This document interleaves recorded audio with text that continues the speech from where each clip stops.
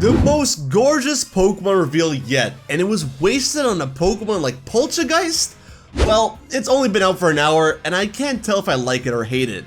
Poltergeist is a very interesting Pokemon. Not only does it remain to be a ghost type, but it's actually a grass and ghost type, making it the 9th one, with the 10th one sure to come.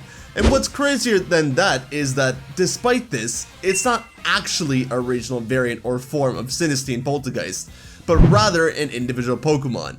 It's a convergent species of original fake, just like how Wiglet and Wugtrio are to Diglett and Dugtrio, or how Toadscool and Toadscruel are to Tentacool and Tentacruel. What's interesting with that is that both of those families had completely different typings, almost a swap if anything. The Diglett family was ground, becoming water with the convergent line, and the Tentacool family was water poison, becoming grass and ground with the convergent line.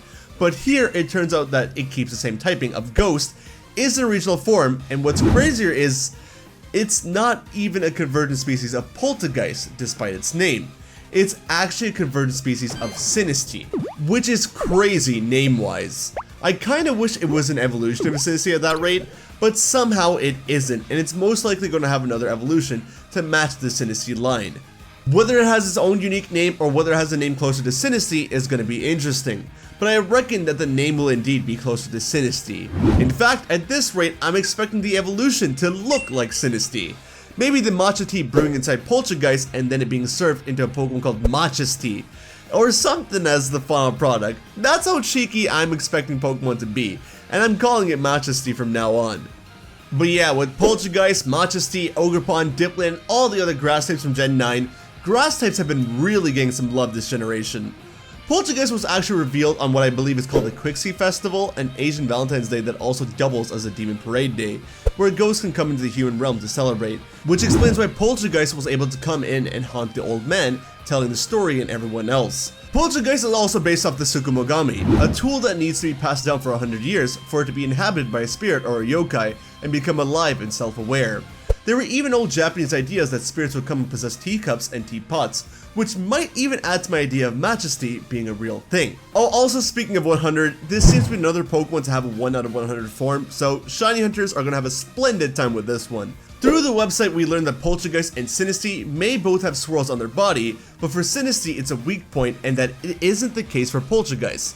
It draws people of their life force after sprinkling them with matcha or their own powdery body, and this kind of trait is probably why it prefers dark and cool places even when the sun is out. It decides to stay in old houses and makes a home for them there. Poltergeist likes to mend broken objects and other things as we saw in the trailer, and that trait is probably why it has the ability Hospitality, an ability that recovers a bit of your partner Pokemon's HP on entry in double battles. Overall, this Pokemon is quite confusing, but I really like the aesthetic of it. I even like it more than Sinistea and Poltergeist. The Japanese aesthetic and the fact that I'm a sucker for matcha and green tea makes this a win. It's just weird that they're not related. Competitive wise, I'm excited to see how it does, as it currently seems to have a unique ability that may prove to be useful, so it could possibly change the game around. But more than anything, I'm excited for Matcha's Tea. That will decide it all for me. Thanks for watching, guys. I hope you enjoyed. Take care of yourselves, have a wonderful day, and I'll see you over on the next video, alright? Later, bye!